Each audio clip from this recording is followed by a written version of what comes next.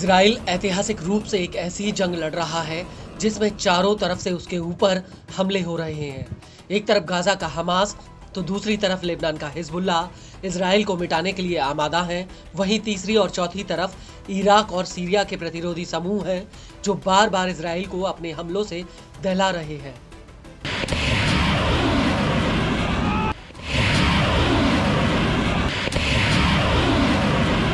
और अब इसी कड़ी में इराक के प्रतिरोधी समूह ने इजराइल के हाइफा पर एक बहुत बड़ा अटैक किया है।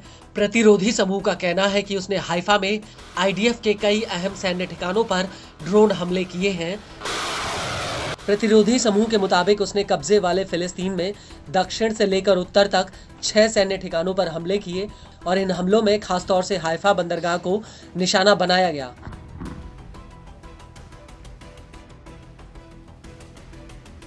प्रतिरोधी समूह ने इन हमलों का एक वीडियो भी रिलीज किया जिसमें एक ड्रोन हाइफा में तेल रिफाइनरी पर दागा गया जबकि दूसरा ड्रोन तामर गैस फील्ड पर फायर किया गया। वहीं तीसरा ड्रोन हमला किस जगह किया गया इसको लेकर प्रतिरोधी समूह ने कोई जानकारी नहीं दी। हालांकि उसने ये जरूर कहा कि तीसरा हमला हाइफा में एक अहम ठिकाने पर किया गया।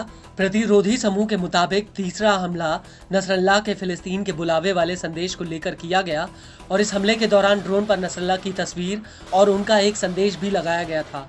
प्रतिरोधी समूह का कहना है कि वो नसरल्लाह के आह्वान पर फिलिस्तीनियों को जब तक अकेला नहीं छोड़ेंगे तब तक कि वो अल कुद्स को आज़ाद ना करा लें।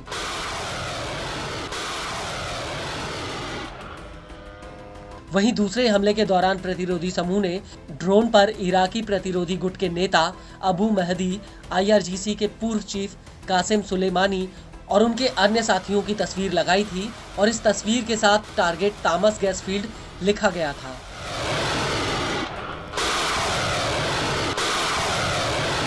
वहीं पहले हमले में ईरान के सुप्रीम लीडर आयतुल्लाह खामनेई की तस्वीर को दिखाया गया है जिसमें टारगेट का नाम हाइफा ऑयल रिफाइनरी लिखा है। वहीं चौथे और पांचवें हमले को लेकर प्रतिरोधी समूह का कहना है कि उसने ये अटैक कब्जे वाले फिलिस्तीन में अहम ठिकाने पर किए हैं। हिजबुल्लाह ने इस हमले का एक वीडियो भी रिलीज किया जिसमें एक ड्रोन कब्जे वाले फिलिस्तीन में साफेड की तरफ फायर किया गया।